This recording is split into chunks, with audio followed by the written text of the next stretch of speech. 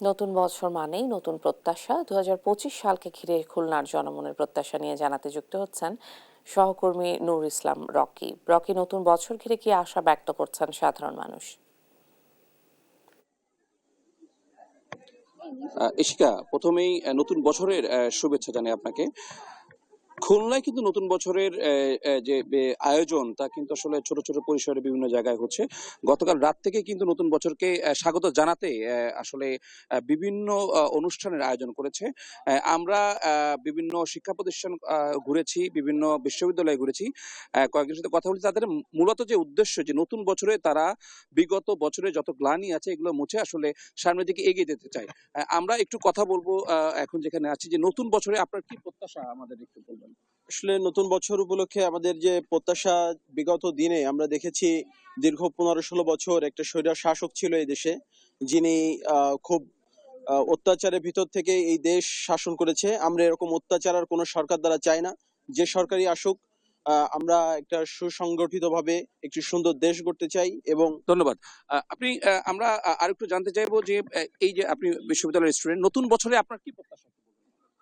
জি, আমি ৫২'র ভাষা আন্দোলন দেখিনি, ৭১'এর মহান মুক্তিযুদ্ধও দেখিনি। কিন্তু আমি দেখেছি যে ২০২৪-এ আমাদের ছাত্র সমাজকে স্বৈরাচারের বিরুদ্ধে দাঁড়াতে এবং কঠিন পদক্ষেপ নিতে। তো আমার ছাত্র সমাজের কাছে এবং পুরো জাতির কাছে আমার একটাই অনুরোধ থাকবে যে ২০২৫ কেন, সামনের বিগত বছরগুলোতেও যদি আমাদের দেশে এমন স্বৈরাচারের আবির্ভাব হয়, তাহলে আমরা যেন এমন কঠিন হস্তে পদক্ষেপ করতে পারি এবং তাদের বিরুদ্ধে রুখে দাঁড়াতে পারি। ধন্যবাদ। ধন্যবাদ। আমরা আরেকটু শুনবো যে আপনার কাছে নতুন বছরটা আসলে কিভাবে চাচ্ছেন আমাদের? ২০২৫ সাল আমাদের কাছে অন্যান্য বছরের চেয়ে ভিন্ন। আমরা চাই ২০২৫-এ যে ফ্যাসিবাদ বিতাড়িত হয়েছে ২০২৪-এ, আমরা চাই ফ্যাসিবাদ যেন প্রতিটা সেক্টর থেকে বিতাড়িত হয়ে জুলাই বিপ্লবের স্পিরিটের আলোকে আমাদের দেশ পরিচালিত হয়, এটাই আমাদের প্রত্যাশা থাকবে।